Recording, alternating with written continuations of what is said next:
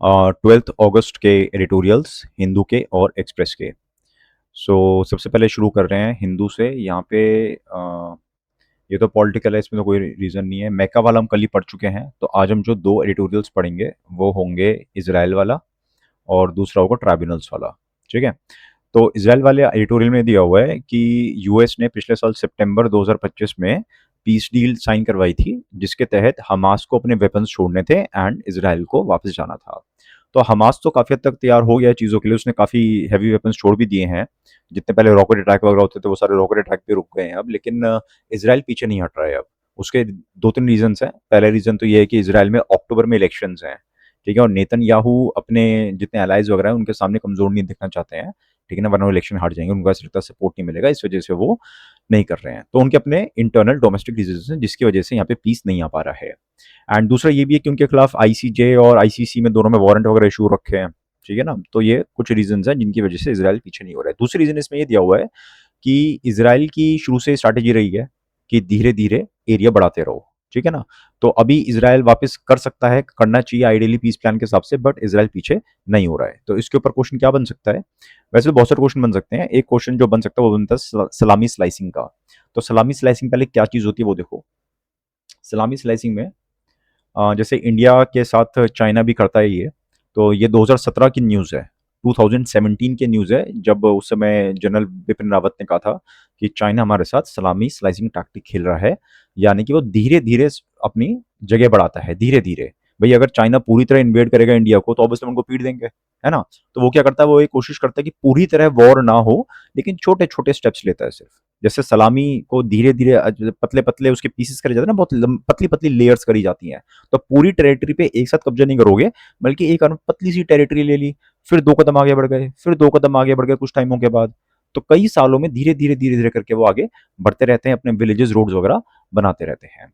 ठीक है? तो ये है चाइना की सलामी स्लाइसिंग स्ट्रैटेजी। ठीक है? छोटे-छोटे स्टेप्स होते हैं, इंफ्रा बिल्ड ब करते रहो और it becomes a normal thing, ठीक है ना? एंड वो धीरे-धीरे अपने नेम भी चेंज करते रहते हैं। इंडिया कहता है कि नेम चेंज करने से कोई फ़ायदा नहीं है। ये सब चीज़ें हैं। तो अभी यहाँ पे क्या है, इस क्वेश्चन में 2 चीज़ें हैं, एक है सलामी स्लाइसिंग और दूसरा है सेटलर वायलेंस, ठीक है? तो ये सेटलर वायलेंस क्या चीज़ होती है?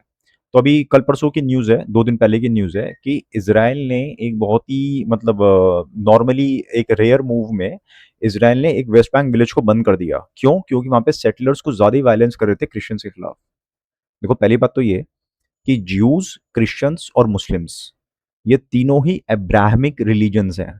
कुछ हद तक इनका एंसेस्ट्री कॉमन रिलीजन में जाती है, ठीक है? कॉमन बिलीफ सिस्टम में। उसके बाद कुछ ज्यूज़ को लगा कि उनका हृदय परिवर्तन हुआ एंड उन्होंने कहा कि नहीं, क्रिश्चियनिटी इज़ बेटर। उन्होंने जीसस में बिलीव किया। तो many Jews converted into Christianity, they adopted Christianity, है ना। तो ज्यूज ने फिर क्या किया, जीसस क्राइस्ट का मर्डर कर दिया। तो इसीलिए हिस्टोरिकली कई क्रिश्चियंस ज्यूज से नफरत करते हैं। एंड कुछ टाइम बाद अब जैसे जीसस थे, तो Jesus was not God, Jesus was a messenger of God. उसी तरह से बाद में फिर प्रॉफिट मोहम्मद आए, तो कुछ लोग उसमें कन्वर्ट हो गए इस्लाम के अंदर। तो इसीलिए इन तीनों रिलीजन्स में काफी गहमा गहमी चलती रहती है। अब कई ज्यूज हैं जो क्रिश्चियंस को बहुत ज्यादा हेट करते हैं, सारे नहीं बट कुछ लोग करते हैं। तो जो सेटलर्स हैं वहां पे, इजरायली सेटलर्स हैं वेस्ट बैंक में, वो मुस्लिम्स एंड क्रिश्चियंस के खिलाफ वायलेंस करते रहते हैं एंड ओपनली करते हैं, रिकॉर्ड भी करते हैं उसको। अब ये वायलेंस कुछ क्रिश्चियन विलेजेस के खिलाफ इतना ज्यादा बढ़ गया था कि यूएस वगैरह में भी बात जा रही थी कि भी क्रिश्चियंस को क्यों मार रहे हो। तो फिर इसराइल ने कहा ठीक है, डोंट वरी, हम उनको रोक देते हैं। तो इसराइल ने अपने ही लोगों को थोड़ा रोका है कि क्रिश्चियन विलेजेस पे थोड़ा अटैक अभी कम कर दो।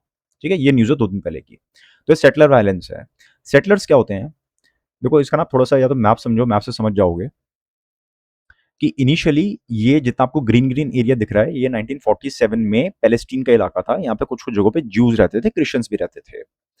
अब क्योंकि यूरोप में ज्यूज के साथ बहुत गलत हुआ था, तो यूरोप में ब्रिटेन ने कहा, जर्मनी, बाकी सारी कंट्रीज ने कहा कि क्योंकि इनके साथ यहाँ बहुत गलत हुआ है, तो आइडियली उनको यहीं पे जगह देनी चाहिए थी ज्यूज को। लेकिन उन्होंने कहा कि नहीं, ज्यूज का हम अलग लैंड बनाएंगे पैलेस्टीन में। तो पैलेस्टीन में ज्यूज को बहुत सारे ज्यूज आए 1948 में एंड उनको अलग से टेरिटरी दे दी। किसने दी? यूनाइटेड नेशंस ने। यूनाइटेड नेशंस का मतलब है यही वेस्टर्न कंट्रीज। तो इनडायरेक्टली ऐसे बोल सकते हो कि वेस्टर्न कंट्रीज ने बहुत सारे ज्यूज को यहाँ पे लाए एंड उनको बहुत बड़ी टेरिटरी दे दी और इस तरह से पैलेस्टीन के टुकड़े कर दिए। कि मतलब इस्लाम और क्रिश्चियनिटी के लोग यहाँ पे रहेंगे एंड ज्यूज लोग यहाँ पे रहेंगे, ठीक है ना। ब्रॉडली रिलीजन बेस्ड ही था वो। एंड धीरे धीरे जैसे जैसे बाकी वॉर्स वगैरह होते रहे, इसराइल अपनी टेरिटरी बढ़ाता रहा और पैलेस्टीन का इलाका कम होता रहा। अब ये तो गाजा स्ट्रिप है, जितना भी वायलेंस चल रहा है वो सारा ये न्यूज में आता है, जो आपको न्यूज में दिखता है कि गाजा सिटी पूरी तरह तबाह हो गई है वगैरह वगैरह, वो सब ये हिस्सा है। लेकिन ये है वेस्ट बैंक, क्योंकि जॉर्डन नदी जा रही है, जॉर्डन नदी के वेस्ट की तरफ है ये इलाका, इसलिए इसको वेस्ट बैंक कहते हैं। तो अब आप ये मैप देख रहे हो, ये मैप और ये मैप, इन दोनों में क्या डिफरेंस है? इन दोनों में डिफरेंस ये है कि इसराइल यहाँ पे अपने सेटलर्स लोगों को एंकरेज करता है कि हम आपको क्लोज्ड गेटेड कम्युनिटी दे रहे हैं, आप यहाँ पे जाओ, वहां पे रहो, आपको बहुत सारी चीजें सस्ते दामों में फ्री में मिलेंगी, एंड आपकी प्रोटेक्शन के लिए मिलिट्री भी भेज रहे हैं। तो यहाँ पे छोटे छोटे इलाकों पे कब्जे कर करके इसराइल ने पूरे इनके एंक्लेव्स को काफी कम कर दिया है पैलेस्टीन के, ठीक है। इसको कहते हैं सलामी स्लाइसिंग तरीके से। और इसकी हिस्ट्री आपको पता ही होगी, नकबा हुआ था, ठीक है ना। तो कुछ लोग कहते हैं कि नकबा दोबारा हो रहा है, कुछ लोग कहते हैं नहीं, नकबा 1948 में ही हुआ था। तो जैसे कश्मीर से एक्सोडस हुआ था ना कश्मीरीज का, तो कुछ वैसे समझ लो इस चीज को, ठीक है ना। तो जब इजरायली बहुत सारे ज्यूज यहाँ पे आ गए थे, तो बहुत सारे पैलेस्टीनियंस को यहाँ से जाना पड़ा था। 7.5 लाख पैलेस्टीनियंस यहाँ से गए थे अपने घरों में। तो पैलेस्टीनियंस की ये भी डिमांड है कि जैसे हमें निकाला गया, तो एटलीस्ट हमें वापस अपने इलाकों में जाना दो। जैसे कश्मीरी पंडित कहते हैं भी हमें वापस जाना चाहिए अपनी जगह पे, है ना। तो ऐसे पैलेस्टीनियंस भी कहते हैं कि हमारी जगह पे हमें जाने दो। तो ये पूरा डिस्प्यूट है।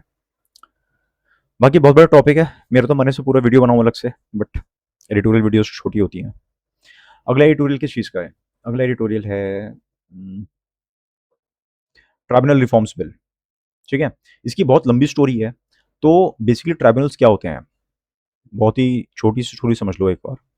सेपरेशन ऑफ पावर समझते हो कि कॉन्स्टिट्यूशन ने कहा कि पावर कभी किसी एक बंदे में नहीं होनी चाहिए, वरना वो तानाशाही बन जाएगा, तानाशाही हो जाएगी। इसलिए पावर को ब्रॉडली 3 हिस्सों में डिवाइड किया गया था, ठीक है। एग्जीक्यूटिव, लेजिस्लेचर और जुडिशरी के अंदर। और बाकी फोर्थ पिलर आपकी मीडिया है, इन्फॉर्म्ड सिटीजन है, वो सब तो है ही। बट ऑफिशियली हमने कॉन्स्टिट्यूशन में इन 3 चीजों में डिवाइड किया था पावर को, ठीक है। अब इसमें जो जुडिशरी है, अक्सर आरोप लगता है कि जुडिशरी काफी स्लो है एंड जजेस को स्पेशलाइज्ड केसेस की, टेक्निकल चीजों की नॉलेज भी नहीं होती है कई बार। तो उसके लिए सरकार ने बनाए ट्राइब्यूनल्स, ठीक है। तो ट्राइब्यूनल्स क्या हुए? एक तरह से ट्राइब्यूनल्स का जो मेन कंसेप्ट है वो हुआ स्पेशलाइज्ड कोर्ट्स का, कि बहुत ही ज्यादा स्पेशलाइज्ड कोर्ट। बट स्पेशलाइज्ड कैसे, मतलब नाम दे देने से स्पेशल बन जाएगा? नहीं, नाम देने से स्पेशल नहीं बनता। स्पेशल बनता है वहां पे कुछ स्पेशलिस्ट आएंगे तब। अब क्योंकि जजेस जनरली किसी टेक्निकल मामलों में स्पेशलिस्ट नहीं होते हैं, इसलिए सरकार ने कहा कि एग्जीक्यूटिव के भी कुछ लोग उस बेंच पे आके बैठेंगे। जो बेंच, मतलब एकदम जुडिशरी का अलग से बेंच बनाएंगे, एंड उस बेंच पे कुछ एग्जीक्यूटिव के लोग भी आ जाएंगे जो सब्जेक्ट एरिया एक्सपर्ट्स होंगे। उससे क्या होगा, वो जो स्पेशलाइज्ड टेक्निकल केसेस होते हैं, जैसे एडमिनिस्ट्रेटिव मैटर्स के लिए, सर्विस मैटर्स के लिए, ठीक है ना, तो उन चीजों में मदद मिल जाएगी। ये मेन कंसेप्ट है ट्राइब्यूनल्स का। तो आइडियली क्या हुआ यहाँ पे? मेन कंसेप्ट क्या है? मेन कंसेप्ट है कि ट्राइब्यूनल्स एक तरह के कोर्ट्स होते हैं जिनमें एक्सपर्ट एडवाइस लेने के लिए सब्जेक्ट एरिया स्पेशलिस्ट को लाया जाता है। बाकी मेन काम तो जजेस ही करेंगे। ये मेन कंसेप्ट है ट्राइब्यूनल्स का। अब फाइनेंस एक्ट 2017, क्या बोला मैंने? फाइनेंस एक्ट, यानी कि जो आपका बजट पास होता है। तो बजट में राज्यसभा की तो से होती नहीं है, तो इसीलिए सरकार ने ट्राइब्यूनल्स को रिफॉर्म कर दिया बजट एक्ट के थ्रू। ये अलग ही टॉपिक है कि सरकार कहती है अलग से हम बिल पास नहीं कर पाएंगे, तो काम करो, जो भी तुम बिल पास करने नहीं हो पा रहे उनको बजट में डाल दो। बजट से लेना देना नहीं है, लेकिन डाल दो उसको बजट के अंदर, ठीक है। तो फाइनेंस एक्ट 2017 के अंदर सरकार ने ट्राइब्यूनल्स में बहुत सारे रिफॉर्म्स किए थे। सरकार ने ये प्रैक्टिकली ये किया कि जुडिशरी का रोल कम कर दिया एंड एग्जीक्यूटिव की डोमिनेंस बहुत ज्यादा बढ़ा दी। एक तो पहले ही प्रॉब्लम ये थी कि एग्जीक्यूटिव का मतलब हुआ आपकी मिनिस्ट्रीज। अब बहुत सारे ट्राइब्यूनल्स जो है ना, वो मिनिस्ट्रीज के ही कंट्रोल में थे। एंड बहुत सारे ट्राइब्यूनल में जो केसेस जाते हैं, जो आपके आपके और मेरे जैसे लोग जो ट्राइब्यूनल्स में जाते हैं, वो जनरली जाते हैं सरकार के खिलाफ, एक मिनिस्ट्री के खिलाफ।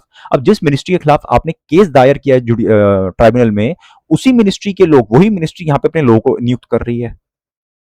मतलब कितनी अजीब सी बात है, तो क्लियर कॉन्फ्लिक्ट ऑफ इंटरेस्ट है, नेचुरल जस्टिस के खिलाफ है ये तो, कि जिसके खिलाफ केस डाल रहे हो वही बंदा जज बन के बैठ गया यहाँ पे, उसको आपने एग्जीक्यूटिव मेंबर बना दिया यहाँ पे पैनल का, है ना। तो एक तो ये दिक्कत पहले से थी। 2017 वाले फाइनेंस एक्ट ने इस दिक्कत को और ज्यादा बढ़ा दिया, राइट। तो उसके बाद फिर सुप्रीम कोर्ट में केसेस गए। तो एक रॉजर मैथ्यू केस आया था, इसमें सुप्रीम कोर्ट ने कहा भाई एक काम करो, एग्जीक्यूटिव का कंट्रोल इतना ज्यादा नहीं होना चाहिए, उसके लिए आप एक इंडिपेंडेंट नेशनल ट्राइब्यूनल कमीशन बना दो, ठीक है ना। और ये बात कई केसेस चलते रहे, फिर सरकार 2021 में भी लॉ लाई थी। वो 2021 वाला लॉ 2017 वाले लॉ के ही जैसा था बिल्कुल। तो सुप्रीम कोर्ट ने आपको मना तो किया था हमने, आपने बस ईयर चेंज कर दिया, 2017 का आपने ईयर चेंज करके 2021 लिख दिया, बात तो वही है, क्या फ़र्क हुआ? तो अब सरकार फिर से नया बिल लाई है और ये बिल अब पार्लियामेंट ने पास कर दिया है 10 अगस्त को। क्लियर है? हिस्ट्री समझ गए इस चीज़ की। अब ये एडिटोरियल क्या कह रहा है, और आने वाले टाइम में आपको काफ़ी एडिटोरियल्स मिलेंगे इस बात के, कि अब ये जो बिल पास हो गया है, अब ऑब्वियसली एक तो ये कोर्ट में जाएगा, लोग चैलेंज करेंगे इसको। दूसरा, ये बिल काफ़ी हद तक ठीक तो है, लेकिन जो कोर इश्यूज़ थे, वो कोर इश्यूज़ अभी भी खत्म नहीं हुए हैं, कि एग्ज़ीक्यूटिव की डोमिनेंस वो खत्म नहीं हुई है। हमने ऊपर एक नेशनल ट्राइब्यूनल कमीशन बना तो दिया सरकार ने इस बिल के थ्रू, लेकिन इस कमीशन को पूरी तरह सरकार कंट्रोल कर रही है। तो उसका फ़ायदा क्या हुआ फिर? हमारा मकसद क्या था कि कुछ स्पेशल कोर्ट बनाने थे आपने, और आपने बना दिया एक अलग गवर्नमेंट डिपार्टमेंट, पूरे सा हुलिये बिगाड़ दिया। ठीक है, तो ये है मेन चीज इसके अंदर। अब क्वेश्चन एक प्रैक्टिस कर लेते हैं, छोटा सा क्वेश्चन जो मैंने समझाया वो यहाँ पे लिखा हुआ है सारा, कि जो ट्राइब्यूनल रिफॉर्म्स बिल है 2026, ये ट्राइब्यूनल सिस्टम को और मजबूत करना चाहता है। ऑब्वियसली सरकार मजबूत करने के लिए ही चीजें लाती हैं, लेकिन एग्जीक्यूटिव कंट्रोल ऑफ ट्राइब्यूनल्स अभी भी है इस बिल के बावजूद। ठीक है, yet the executive still holds the reins. Strengthening the system, इसकी बढ़ाइयाँ, कि इस बिल के क्या फायदे हैं। एक तो जो नेशनल ट्राइब्यूनल कमीशन था जो आज तक नहीं बना था, वो सरकार ने बना दिया है, बहुत बढ़िया चीज़ है। तो जितने अपॉइंटमेंट्स वगैरह होंगी, रिव्यू परफॉर्मेंसेज होंगी, वो सब ये कमीशन करेगा, बढ़िया चीज़ है। पहले सरकार ने टेन्योर कम कर दिया था इन जजेस का, पैनल के जजेस का, वो अब बढ़ा दिया है, ठीक है। डिजिटल ट्रैकिंग, इसके लिए कोई कानून की जरूरत नहीं थी, बट फिर भी सरकार ने कहा डेटा ग्रिड वगैरह बनाएंगे, सब कुछ पारदर्शिता से नेट पे आ जाएगा कि किस कोर्ट में कितने केसेस चल रहे हैं, किस ट्राइब्यूनल में कितने केसेस चल रहे हैं। मतलब ये नॉर्मल सी बात है, इतना कोई खास बात नहीं है, ठीक है। मतलब इंपॉर्टेंट बात है, बट इसके लिए कानून बनाने की जरूरत नहीं होती है, ठीक है ना। Concerns over executive control, biased selection.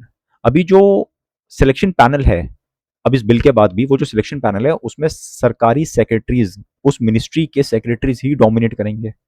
तो जुडिशियल इंडिपेंडेंस कहाँ से हुई? हमने कहा था स्पेशल कोर्ट होने चाहिए, स्पेशल कोर्ट तो रहे नहीं है, अभी भी सेक्रेटरीज डोमिनेट करेंगे इसको। सब्जेक्टिव रिमूवल, सरकार जब चाहे इनएफिशिएंसी या बाकी चीजें बोल के किसी भी मेंबर को हटा सकती है। तो जो भी मेंबर जो है पैनल का बंदा सरकार की फेवर में नहीं बोल रहा होगा, उनके हिसाब से फैसले नहीं दे रहा होगा, उसको हटा देंगे कि ये तो इनएफिशिएंट है। बैकडोर कंट्रोल, एनटीएससी को जो सेक्रेटेरिएट है वो गवर्नमेंट सेक्रेटरी ही चला रहे हैं, आइडियली जजेस को चलाना चाहिए, क्योंकि ये तो जुडिशियल चीजें हैं ना पूरी तरह। तो मतलब जुडिशरी का होना चाहिए, आपको सिर्फ यहाँ इनकी एक्सपर्ट एडवाइस चाहिए थी, लेकिन आपने टोटली इनको कंट्रोल दे दिया, और नया बिल भी वही काम कर रहा है, तो कुछ फर्क तो पड़ा नहीं। आप यहाँ पे एक इंटरनेशनल एग्जाम्पल दे सकते हो कि यूके ने जैसे 2007 में, पहले भी उनके ट्राइब्यूनल्स इंडिपेंडेंट होते थे, एंड 2007 के एक्ट के बाद उन्होंने अपने ट्राइब्यूनल्स को और ज्यादा इंडिपेंडेंट बना दिया फ्रॉम द एग्जीक्यूटिव। अब वहां पे जो ट्राइब्यूनल्स हैं और ज्यादा जुडिशरी कंट्रोल्ड है, ठीक है ना। तो जो आइडियली जैसा होना चाहिए कि जुडिशरी के कंट्रोल में होनी चाहिए चीजें ट्राइब्यूनल्स, तो वही चीज यूके ने भी करी है, तो आप वो सेम एग्जांपल यहाँ पे दे सकते हो। तो जो ट्राइब्यूनल्स हैं वो आम आदमी के लिए faster, speedy and specialised justice के लिए बनाए गए थे ट्राइब्यूनल्स, लेकिन वो बन क्या गए हैं? वो सरकारी डिपार्टमेंट बन गए हैं, क्योंकि टोटली सरकार के कंट्रोल में होते हैं। अब हम करेंगे इंडियन एक्सप्रेस का। इंडियन एक्सप्रेस में ये वाला तो हम पढ़ चुके हैं, पहले मेका मेका पैक्ट तो हमने कल पढ़ लिया था, ठीक है। जेनजी वगैरह भी यूथ वाला पढ़ चुके हैं हम। यूपीआई वाला है बढ़िया चीज, ठीक है, तो यूपीआई वाला पहले पढ़ लेते हैं एक बार, इसके बाद फिर कास्ट सेंसस वाला कर लेंगे, इसके बाद कास्ट सेंसस है यहाँ पे, ठीक है। तो यूपीआई में क्या है, देखो यूपीआई शुरू से फ्री है, पहली बात तो ये आपको हिस्ट्री पता होगी अगर आपने बाकी कोर्सेज कर रखे हैं, कि जब डिजिटलाइजेशन हुई, जैसे कि 2000, देखो वैसे तो 1984 से ही कंप्यूटर्स आने शुरू हो गए थे, 1990s में भी गवर्नमेंट डिपार्टमेंट से कंप्यूटराइजेशन चल रहा था। 2006 में आई थिंक 2006 में 5 में सरकार ने नेशनल ई गवर्नेंस प्लान शुरू किया था, जिसके तहत सरकार ने कहा था कि क्योंकि कंप्यूटर्स इतने ज़्यादा आ रहे हैं अब, तो आने वाले टाइम में सरकार का पूरी तरह हुलिया बिगड़ जाएगा, मतलब चेंज हो जाएगा, तो उसके लिए हमें पेमेंट सिस्टम को चेंज करना पड़ेगा। अब ये फाइनेंस मिनिस्ट्री बार बार नहीं देखेगी कि क्या चेंज करना है, क्या चेंज करना है, उसके लिए आपको डेडिकेटेड एजेंसी चाहिए। उसके लिए हमने बना दिया NPCI, national payment corporation of India, में बना दिया था 2008 में एज अ स्टैट्यूटरी बॉडी, ठीक है। इसका सरकार के पास डायरेक्ट कंट्रोल नहीं है, क्योंकि इसमें आरबीआई का भी स्टेक है काफी अच्छा खासा, एंड बैंकर्स, बहुत सारे बैंक्स भी हैं इसके अंदर, है ना।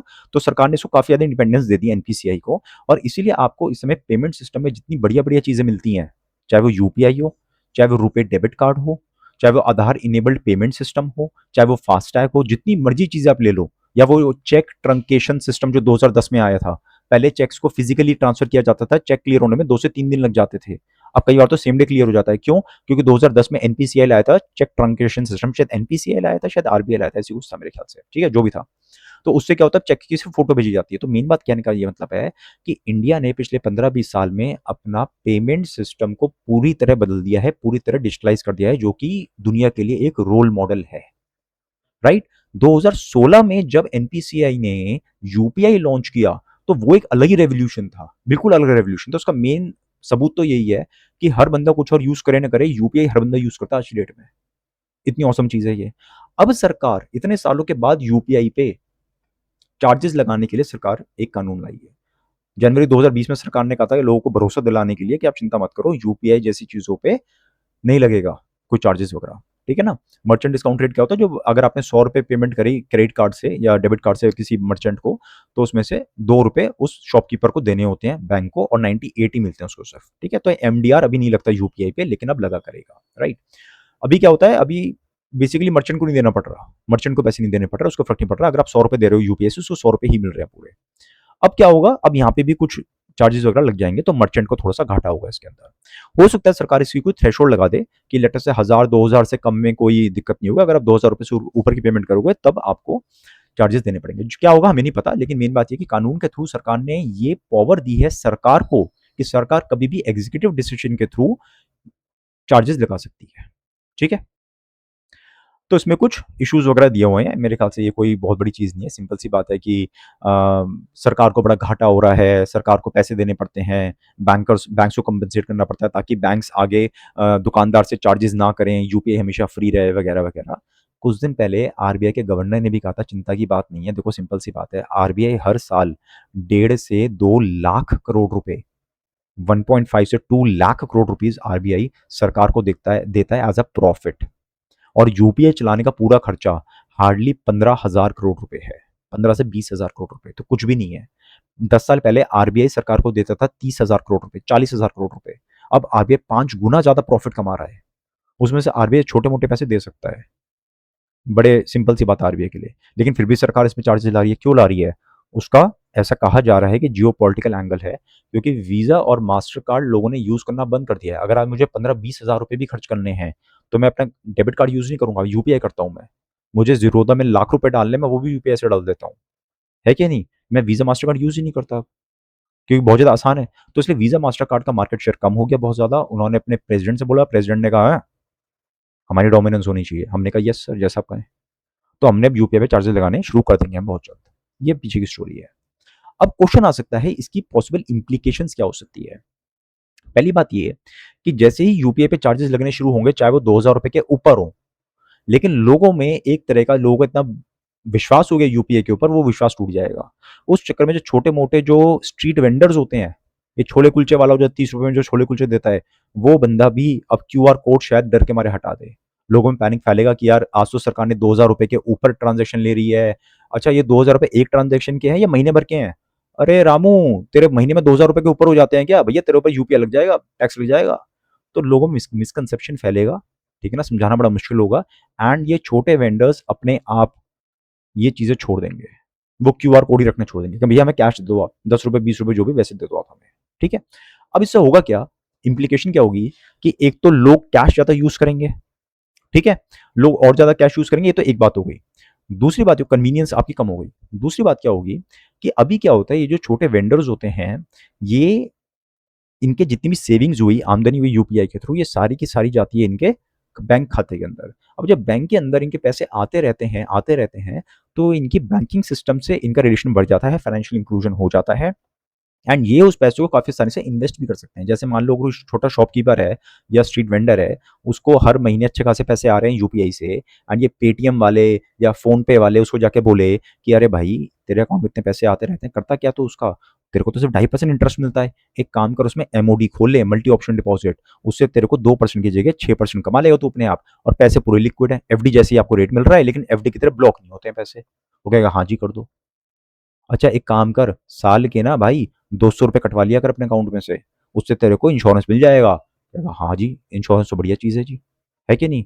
तो इस तरह से फाइनेंशियल इंक्लूजन बढ़ता है। फाइनेंशियल इंक्लूजन का मतलब सिर्फ बैंक खाता होना नहीं होता, डिजिटल फाइनेंशियल सर्विसेज का इंक्रीज भी होता है। ये बहुत सारे फायदे होते हैं। अब जब ऐसे छोटे लोग, ये असली दिक्कत है, जब ऐसे छोटे लोग यूपीआई यूज करना बंद कर देंगे आउट ऑफ डर, आउट ऑफ मिसकंसेप्शन, तो क्या होगा फिर? ये जो एक्स्ट्रा फैसिलिटीज मिल रही थी, ये सब खत्म हो जाएंगी, वो फिजिकल सेविंग्स ही करेंगे।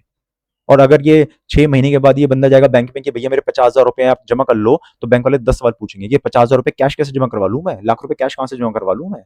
वो 10 सवाल पूछ लेगा, ये कहेगा अगली बार से जाना बंद कर देगा, और अपने भाइयों को और बताएगा कि भैया 10 सवाल पूछते हैं बैंक वाले, तो जब मैं लाख रुपए लेके जाता हूँ साल भर की सेविंग्स अपनी। ये इसका इम्पैक्ट होगा जो डायरेक्टली कानून में नहीं लिखा होता, ये सड़क पे दिखता है।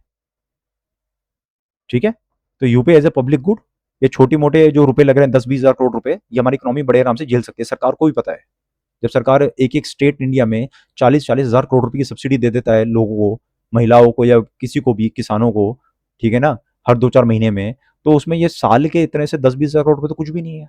और जो आरबीआई के पास इतना पैसा है भी क्लियरली, तो क्या दिक्कत हो रही है फिर, सिर्फ इसलिए गुलामी की मानसिकता हमारे अंदर नहीं है, पहले हुआ करती थी, 15-20 साल से गुलामी की मानसिकता नहीं है हमारे अंदर। ठीक है, कास्ट सेंसस, तो अभी जो इतना भी कास्ट सेंसस का डेटा है ना हमारे पास, वो है 1931 का। कब का है? 1931 का डेटा है हमारे पास सारा अभी इस समय।